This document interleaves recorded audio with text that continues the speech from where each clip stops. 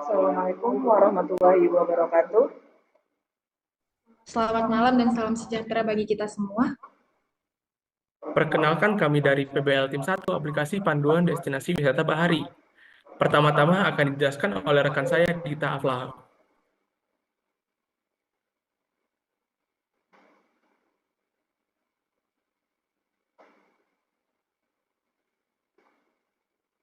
Baik, ini adalah manajer proyek kami, Pak Atailah, Eskom Mkom dengan NIK 318280.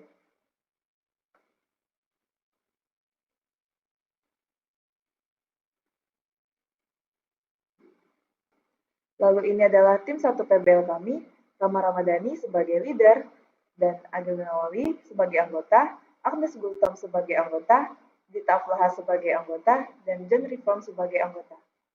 Oke, next.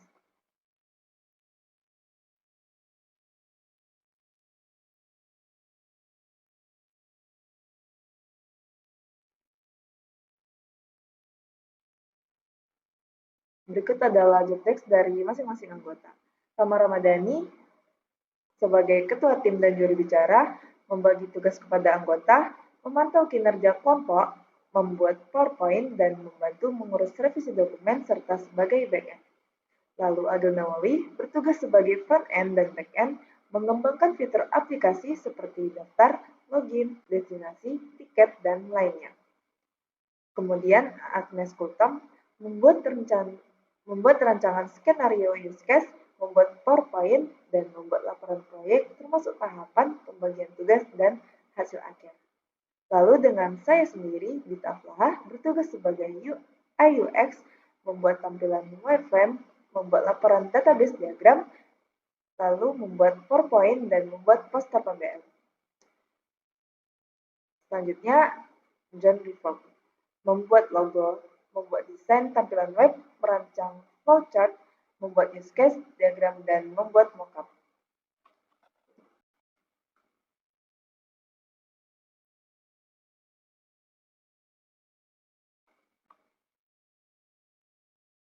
Oke, ini adalah logo Yosera Batam Tour Guide. Yosera adalah aplikasi mobile untuk memudahkan wisatawan menjelajahi wisata bahari di Batam dengan informasi lengkap tentang pantai, pulau, dan aktivitas laut. Oke, next.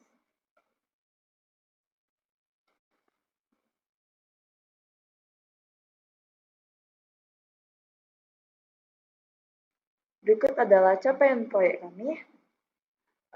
Tahap perencanaan atau observasi sudah 100% selesai. Tahap analisis dan desain sudah 100% selesai.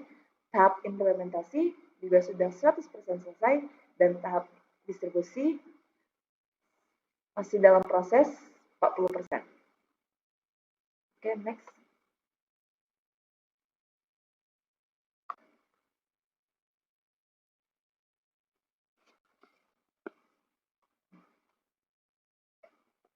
Pada slide ini ada beberapa tools, software, dan website yang kami gunakan, yaitu bahasa pemrograman ada CSS dan JavaScript. Pada web server ada XMPP dan PHP. Untuk editor, kita menggunakan Canva, CorelDRAW, Draw.io, dan Figma. Lalu, tools juga menggunakan Sublime Text dan VS Code. Database, kita menggunakan MySQL. Oke, next.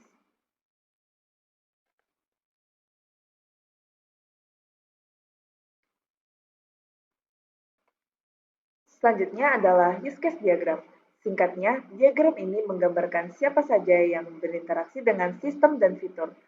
Apa saja yang bisa mereka akses oleh aktor-aktor utama yaitu customer, admin Seara, dan owner destination. Lalu ada database. Database ini menunjukkan gambaran akses masing-masing aktor utama. Pada admin tidak ada relasi karena memiliki akses lebih banyak. Lalu customer setelah melakukan hak aksesnya akan terkirim ke owner dan owner akan mengkonfirmasi booking dari customer. Oke. Selanjutnya akan dijelaskan oleh rekan saya, Agnes Gultom. Kepada Agnes, dipersilahkan. Berikut adalah logbook history, di mana logbook kami terus berjalan hingga minggu ke-14 ini, di mana setiap progres kami tercatat terperinci di dalamnya. Hingga minggu ke-14 ini kami telah menyelesaikan seluruh codingan kami dan mengupdate file-file penting yang dibutuhkan. Untuk backlog history, kami adapun detail progresnya sejalan dengan backlog history berikut. Next. Berikut adalah backlog history. Kami ada sekitar 40 daftar tugas yang dimana secara keseluruhannya sudah 100% terselesaikan. Next, adapun kendala yang kami hadapi saat pengerjaan proyek ini, yang pertama perbedaan shift kerja antar anggota. Kami bekerja di shift yang berbeda sehingga sulit untuk menemukan waktu yang tepat untuk berdiskusi dan juga bekerja sama. Yang kedua, kurangnya skill atau pemahaman anggota. Tidak semua anggota memiliki pemahaman yang sama tentang teknologi atau alat yang digunakan dalam proyek. Yang ketiga, keterbatasan waktu. Sebagai mahasiswa yang bekerja sambil kuliah, waktu untuk mengerjakan proyek seringkali terbatas oleh jadwal kuliah dan pekerjaan. Next. Adapun solusi yang kami lakukan, yang pertama, memanajemen waktu dan jadwal. Kami membuat jadwal kerja kelompok yang fleksibel dan disesuaikan dengan waktu luang bersama, seperti malam hari atau akhir pekan. Yang kedua, kami juga menggunakan platform komunikasi daring seperti WhatsApp dan Zoom untuk tetap terhubung meskipun tidak bertemu. Yang kedua, kami membagikan tugas yang efisien. Kami menugaskan anggota berdasarkan kemampuan dan minat masing-masing untuk mengoptimalkan hasil kerja. Kedua, kami melakukan kolaborasi secara bertahap agar setiap anggota bisa berkontribusi sesuai dengan kapasitasnya. Next. Yang ketiga ada belajar dan berbagi pengetahuan. Anggota yang lebih paham memberikan contoh pengerjaan atau panduan singkat kepada anggota lain. Kami juga menggunakan sumber belajar online seperti tutorial YouTube atau dokumentasi resmi lainnya untuk meningkatkan skill secara mandiri. Yang keempat ada penyelesaian bertahap atau milestone. Kami membagi proyek-proyek ke dalam bagian-bagian kecil untuk mempermudah pengerjaan sesuai waktu yang tersedia. Dan kami meninjau progres setiap minggu untuk memastikan setiap anggota tetap on track. Next. Akan dijelaskan oleh rekan saya, John Reform. Kepada John Reform, dipersilahkan. Baik, terima kasih kepada rekan saya, Agnes Guntom. Di sini saya akan menjelaskan untuk tampilan desain proyek yang telah kami buat, dimulai dengan tampilan wireframe dan tampilan mockup yang telah kami buat. Di sini teman-teman bisa melihat untuk tampilan wireframe-nya ya, dan tampilan mockup-nya sudah kami sediakan di screen teman-teman sekalian. Di sini tampilannya sudah kami sesuaikan sedemikian rupa dengan tampilan mockup, di mana tampilan wireframe memiliki struktur dan bentuk yang sama dengan tampilan mockup yang telah kami buat. Tampilan mockup tersendiri kami buat dengan mendominasi ke warna biru, di mana warna biru yang mengartikan tampilannya menjadi friendly, enak dipandang dan mudah untuk teman-teman beradaptasi dengan website yang telah kami buat. Di sini teman-teman juga bisa melihat untuk tampilannya kami susun seperti tampilan slide-nya destinasi wisata, di mana maksud saya adalah tampilan tidak rumit dan mudah untuk teman-teman cerna. Di sini tampilannya juga sangat mudah untuk teman beradaptasi seperti melihat bagian destinasi, bagian promo, ataupun bagian lainnya. Next. Di sini saya akan menjelaskan juga bagian interface-nya di bagian halaman utamanya. Di halaman utamanya teman-teman bisa melihat untuk bagian awal itu teman-teman akan diarahkan ke bagian dashboard utama, di mana teman-teman langsung diarahkan ke bagian search bagian, atau teman-teman bisa mencari langsung tempat pantai yang teman-teman ingin tuju. Kenapa kami tidak membuat langsung halaman login terlebih dahulu? Mengapa kami membuat bagian searching terlebih dahulu? Karena bagian login dapat menjadi halangan utama bagi teman-teman untuk ke tingkat selanjutnya untuk mencari destinasi, sehingga teman-teman mengurung lihatnya karena adanya kewajiban login yang kami buat. Tapi kami mengawali website kami dengan bagian searching, di mana teman-teman bisa melihat terlebih dahulu, dan bagian login ini kami buat untuk teman-teman yang ingin melakukan booking atau pembayaran, teman-teman wajib melakukan halaman login dulu. Next.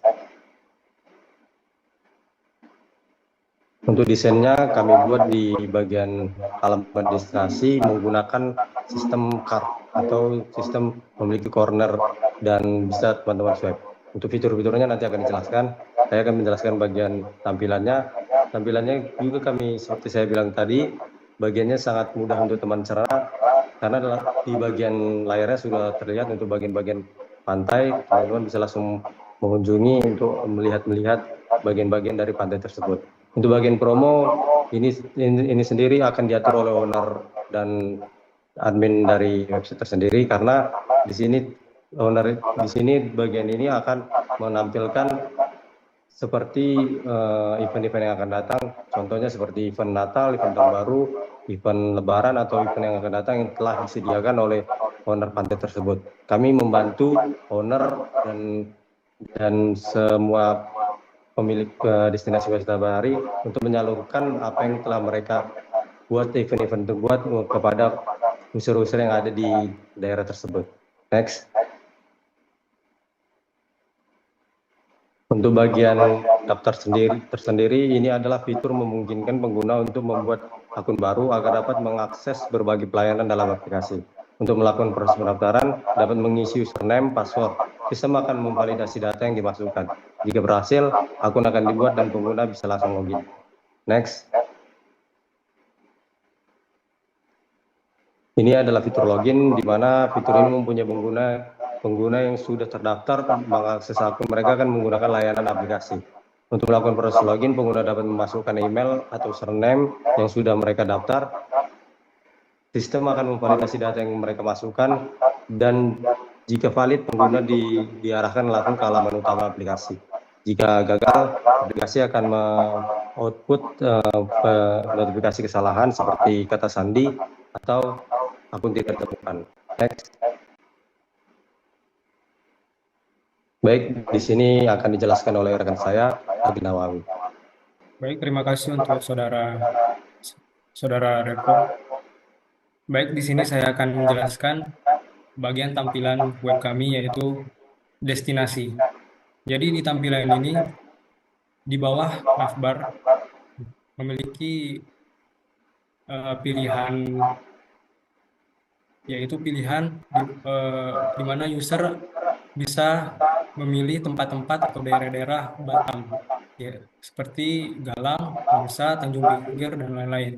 Jadi fungsi pilihan ini adalah ketika user atau pengguna mencet pilihan Galang atau daerah Galang ini, maka tampilan ini akan memunculkan berbagai macam pantai-pantai yang berada di daerah Galang, seperti pada gambar tampilan ini. Jadi user atau pengguna di sini bisa men-swipe atau men-slide macam-macam pantai tersebut. Next.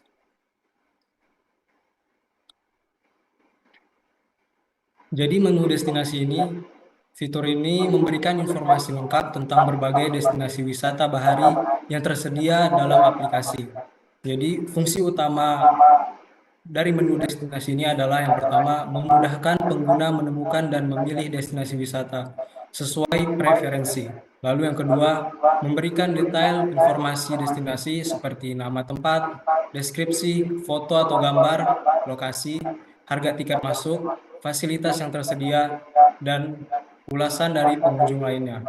Lalu proses penggunanya, yang pertama, pengguna atau user akan memilih menu destinasi pada aplikasi, lalu sistem akan menampilkan daftar destinasi lengkap dengan gambar dan ringkasannya. Lalu yang ketiga, pengguna dapat mengklik salah satu destinasi atau pantai-pantai yang mereka untuk melihat detail lebih lanjut. Lalu next. Jadi ketika user dan pengguna setelah memilih salah satu dari pantai, maka user dan pengguna akan ditampilkan ke tampilan pantai tersebut. Lalu di tampilan pantai tersebut memiliki berbagai macam menu. Yang pertama, menu lokasi atau maps. Jadi fitur ini membantu pengguna menemukan lokasi destinasi wisata bahari dengan mudah melalui peta interaktif yang terintegrasi. Jadi proses penggunanya, pengguna memilih menu maps yang berada di tampilan destinasi pantai yang ia tuju. Lalu sistem akan menampilkan peta dengan penanda lokasi destinasi wisata. Lalu pengguna atau user dapat mengklik salah satu penanda untuk melihat detail destinasi dan memilih panduan rute. Lalu setelah ada menu map, di tampilan tersebut ada menu tiket.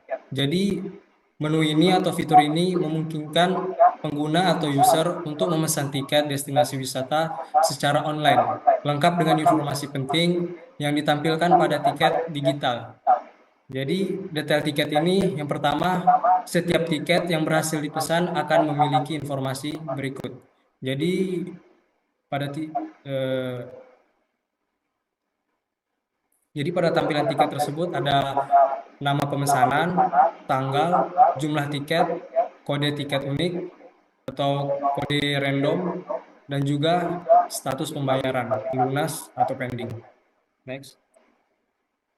Jadi ini adalah tampilan tiket atau form pembelian tiket. Jadi di sini user akan diarahkan untuk mengisi nama, lalu yang kedua tanggal, tempat pembookingan pantai tersebut, lalu ada tujuannya juga, dan juga jumlah tiket yang diinginkan user atau pengguna.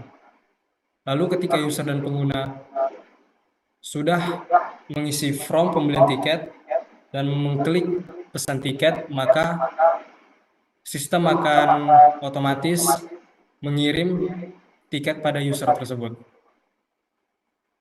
Next. Lalu setelah ada menu tiket, pada tampilan tersebut ada menu event. Jadi fitur ini untuk mengedit dan menghapus destinasi wisata hanya dapat diakses oleh owner dan admin. Pembatasan akses ini memastikan yang pertama, keamanan data, hanya pihak yang berwenang dapat mengubah atau menghapus informasi destinasi. Lalu yang kedua, pengelola terpusat. Owner dan admin bertanggung jawab menjaga keakuratan dan relevansi data. Lalu yang ketiga, hak akses khusus.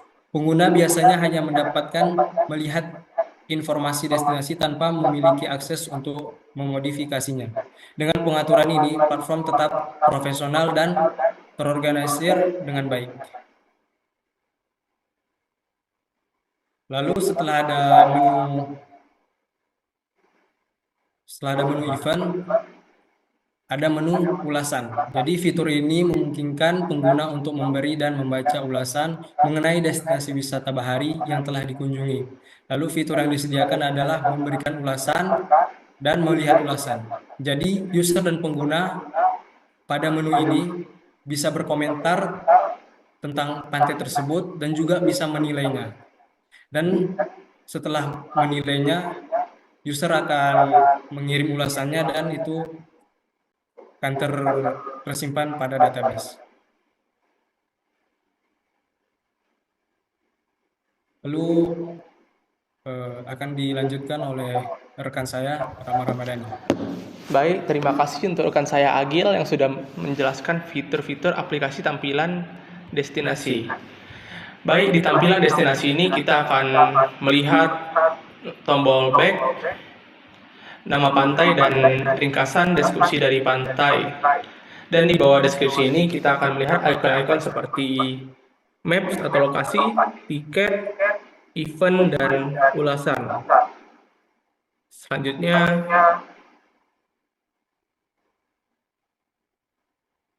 adalah rencana tahapan yang akan kami lakukan setelah PBL ini selesai. Jadi kami akan tetap melakukan testing, menguji aplikasi untuk memastikan tidak ada bug atau kesalahan. Jadi kami akan berusaha menyempurnakan website yang kami buat. Selanjutnya ada bug fixing, untuk memperbaiki bug atau masalah yang ditemukan saat pengujian website.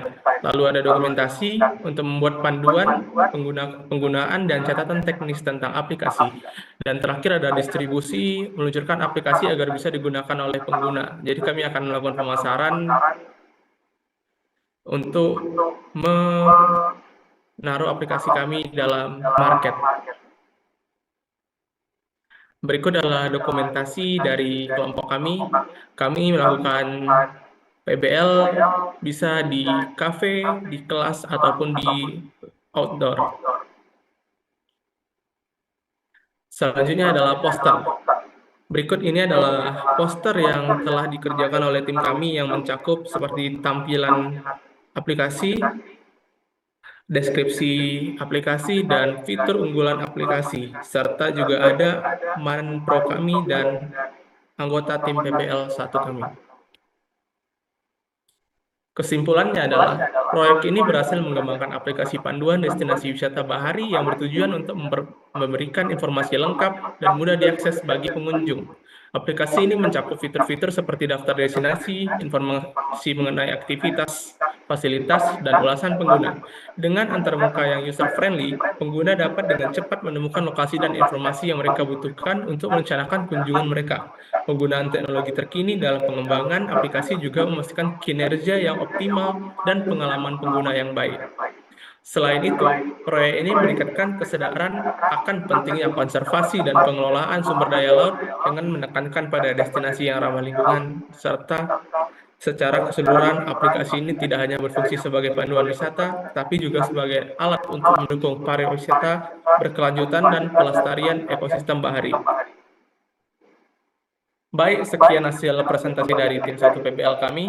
Bila ada salah kata, mohon dimaafkan, dan bila ada saran atau masukan bisa dicantumkan di komentar di bawah ini. Terima kasih. Assalamualaikum warahmatullahi wabarakatuh. Selamat malam dan salam sejahtera.